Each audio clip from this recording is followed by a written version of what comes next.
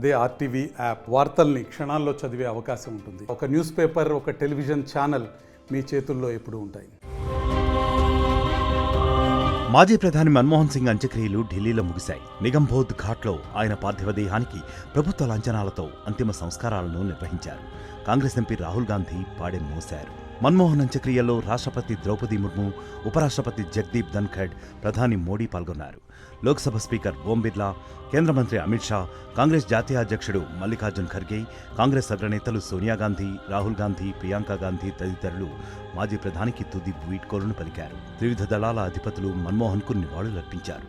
అంత్యక్రియలకు ఢిల్లీ, తెలంగాణ, కర్ణాటక సీఎంలు Atishi, Revanth Reddy, Siddaramaiah, BRS working president కేటీఆర్లు హాజరయ్యారు. మన్మోహన్ పార్థివ దేహాన్ని తొలుత ఏఐసీసీ ప్రధాన కార్యాలయానికి తీసుకువచ్చారు.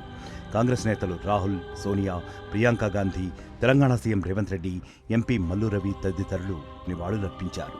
ఆ తరువాత అక్కడి నుంచి నిగంబోధ్ ఘాట్ వరకు అంతిమ యాత్ర నిర్వహించారు. మన్మోహన్ కుటుంబం సభ్యుల వెంట రాహుల్ గాంధీ కూడా పాల్గొన్నారు. మన్మోహన్ సింగ్ మృతికి అమెరికా అధ్యక్షుడు జో బైడెన్ సంతాపం తెలిపారు. కోసం ఛానల్ ని సబ్స్క్రైబ్ చేయండి. లేటెస్ట్ అప్డేట్స్ కోసం వాట్సాప్ ఛానల్ ని ఫాలో అవ్వండి. ఆ లింక్ డిస్క్రిప్షన్ లో ఉంది.